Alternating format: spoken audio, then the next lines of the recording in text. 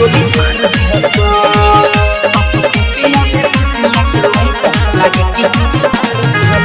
Presented by Sony Films.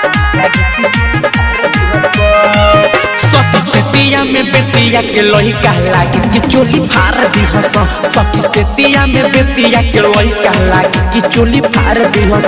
मुरला हंगला सार दिहस लागे कि चोली फाड़ दिहस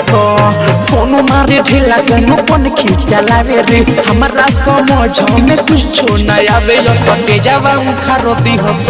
लागे कि चोली फाड़ दिहस सखी से पिया में बेतिया के लइका लागे कि चोली फाड़ दिहस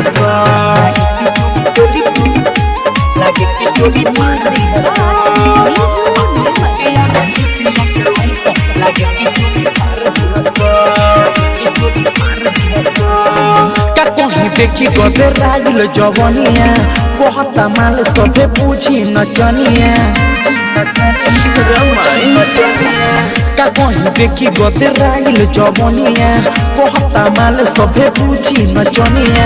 मारी के आंख कोनो लागे बोलावे धरी के हाथ कोनो लागे सुघराब सब इज्जत उतार दिहस लागे कि चोली फाड़ दिहस सखी से पिया में बेतिया के लइका लागे कि चोली फाड़ दिहस लागे कि चोली फाड़ दिहस लागे कि चोली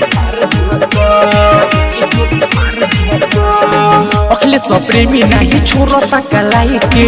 लागता भागे पड़ी हमारा चिलाई के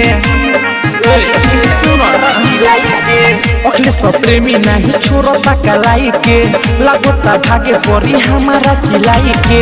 एक से सखी परेशान बानी हमारे